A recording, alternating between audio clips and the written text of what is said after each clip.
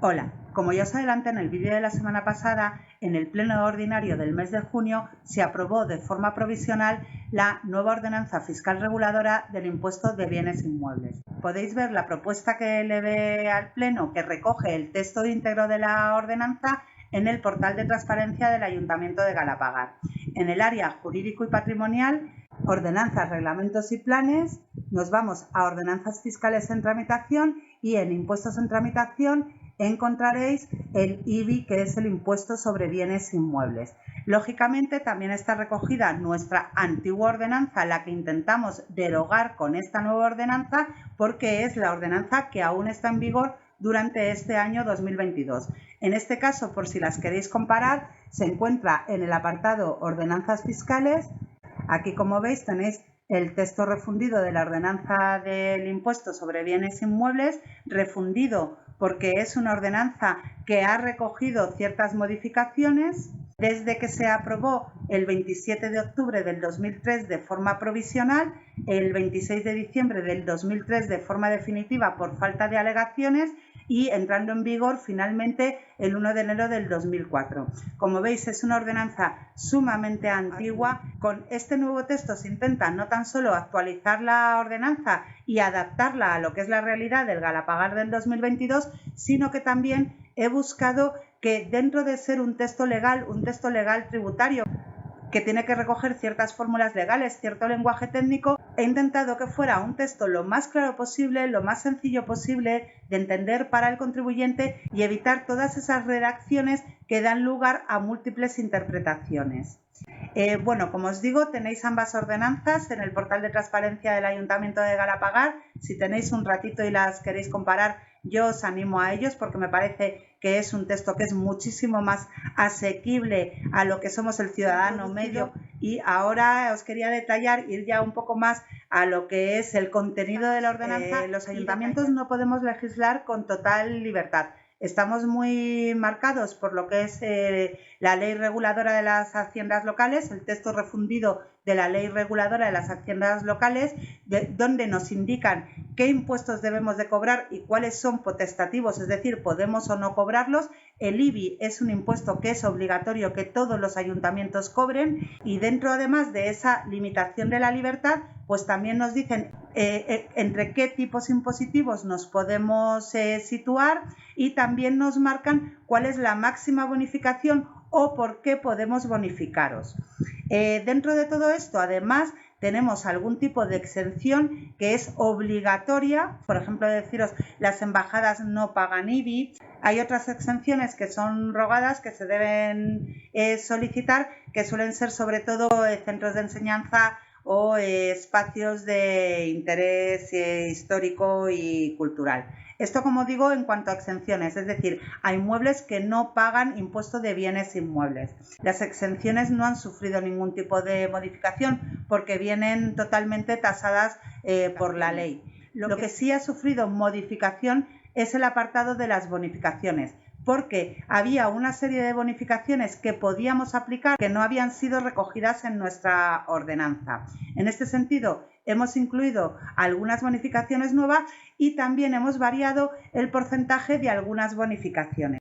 Os voy a detallar sobre todo los cambios y como va a ser bastante largo y me interesa aclararos muchos términos de esta ordenanza, en este primer vídeo solamente me voy a referir a los de las familias numerosas, dejando para el vídeo de la semana que viene otro tipo de bonificaciones que o bien se han incluido porque son nuevas o bien se han modificado. En cuanto al tema de las bonificaciones de la familia numerosa, que es posiblemente el apartado de bonificaciones que mayores cambios ha sufrido. Lo primero que hemos hecho ha sido actualizar los valores catastrales, porque eran valores catastrales del 2004, con lo cual muchos inmuebles quedaban fuera de más bonificaciones. Hemos hecho una tabla donde se distingue por valor catastral, pero si antes la máxima bonificación tenía que ser solamente para inmuebles de menos de 90.000 euros, ahora en este caso la máxima bonificación por ley que nos permiten, que es el 90%, es para inmuebles de hasta 125.000 euros. Con lo cual, los inmuebles de entre 90.000 y 125.000 euros ven aumentada su bonificación desde el 50% al 90% en el caso de familia numerosa de categoría general. El siguiente tramo se situaba entre 125.001 euros y 180.000 euros. Bien, pues nosotros ese tramo también lo hemos aumentado. El siguiente tramo va desde los 125.001 euros hasta los 250.000 euros. Este tipo de inmuebles ve además aumentada su bonificación, que pasa del 25% en categoría general al 50%, y en categoría especial, tener una bonificación del 50%, van a pasar a tener una bonificación del 75%.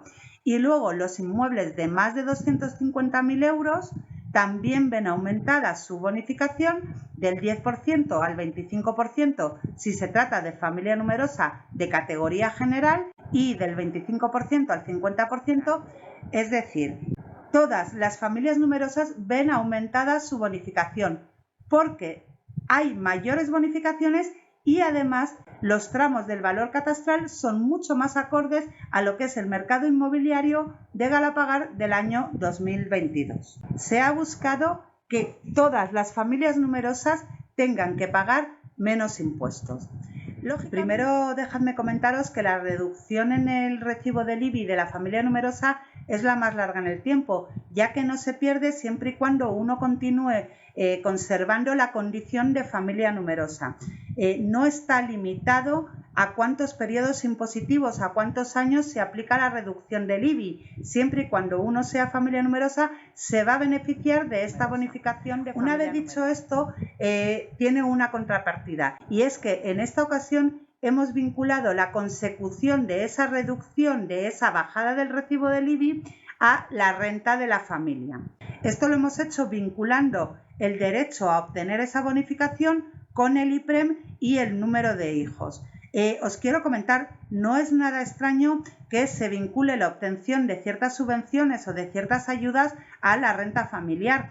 Parece que es lógico que este tipo de ayudas, subvenciones, bonificaciones no vaya destinado a los contribuyentes más acaudalados. Además, creo que dentro de vincular ese derecho a obtener bonificación a la renta, se ha buscado la fórmula más beneficiosa para el contribuyente galapagueño, ya que se ha hecho referenciado al IPREM. Permitidme brevemente que os explique lo que es el IPREM.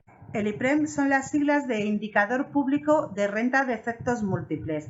Es un valor que viene a sustituir al salario mínimo interprofesional, ya que la mayoría de las subvenciones, ayudas, subsidios estaban vinculadas al salario mínimo interprofesional.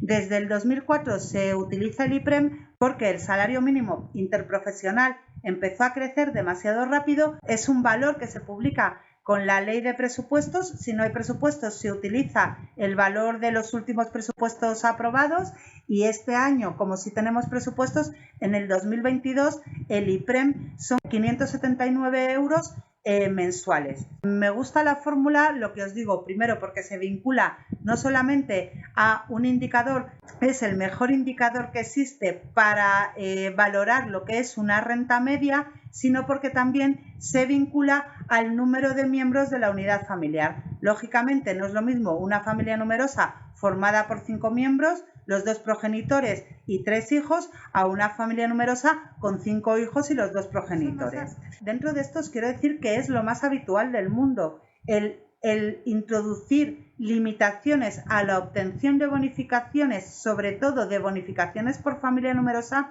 lo hacen muchísimos ayuntamientos. Por ejemplo, el de Salamanca está vinculando la obtención de la bonificación de familia numerosa al salario mínimo interprofesional, que, como os digo, es peor indicador que el IPREM. Ni siquiera valora cuántos miembros tiene la familia numerosa, o bien en el Ayuntamiento de Málaga se fija una cantidad tope de bonificación.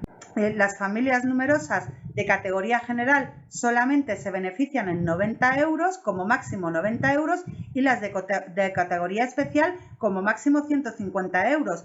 Y os hablo de los ayuntamientos de Salamanca y Málaga porque son 2 ayuntamientos gobernados por el Partido Popular. Con lo cual quiero decir que el limitar las bonificaciones o el excluir de las bonificaciones a los contribuyentes con rentas más altas es algo muy habitual independientemente del color político del ayuntamiento. Incluso en otros ayuntamientos es a partir de cierta renta y da igual el número de miembros que tenga la familia numerosa. Yo creo que dentro de vincular la obtención de la bonificación de familia numerosa a la renta hemos encontrado la fórmula mejor para el contribuyente galapagueño. Pero es que os comentaba, cuando yo os decía que en una negociación lo que buscaba es que el resultado final fuera el mejor, es que las familias numerosas galapagueñas apenas suponen el 3,5% de los inmuebles de Galapagar. Nosotros hemos aprobado una ordenanza fiscal que baja el tipo impositivo a todos los galapagueños desde el 0,57% actual al 0,50% en el 2027. En el año 2023 se aplicará el 0,54% y se irá rebajando gradualmente hasta lograr pagar el 0,50% solamente en el año 2027, y eso es para todos los galapagueños.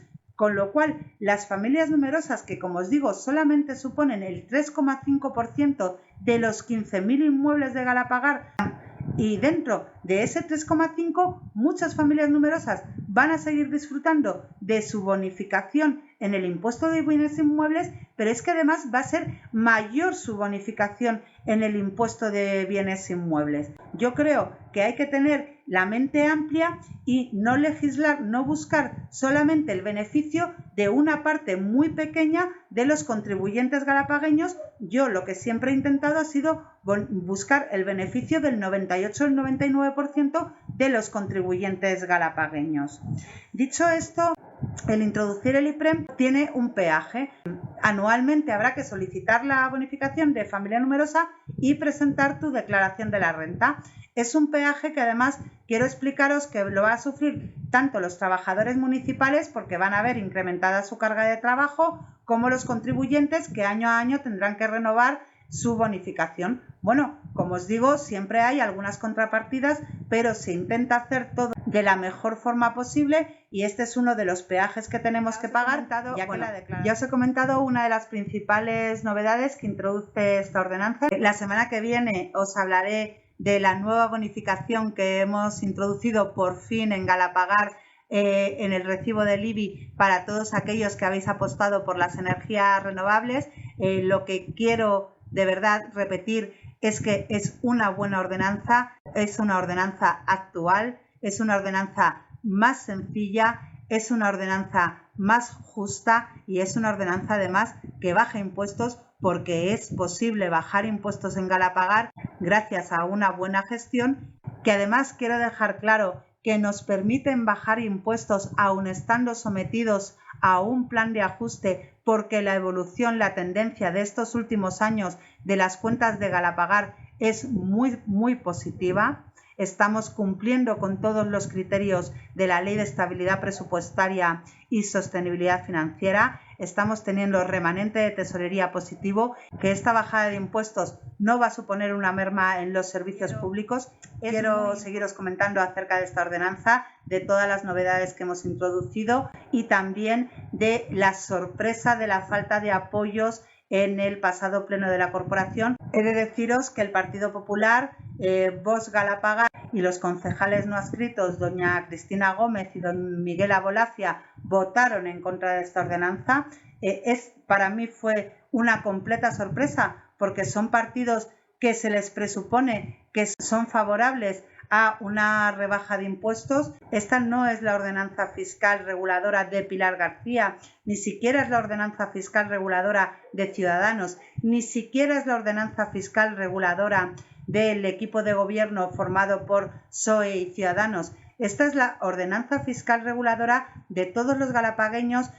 Yo además siempre lo digo, tenemos una corporación donde están recogidas muchas sensibilidades. Entonces, bueno, quiero hablaros de todo eso, pero ahora no quiero hacer más extenso este vídeo. Os sigo comentando la semana que viene. Muchas gracias. Hasta la semana que viene.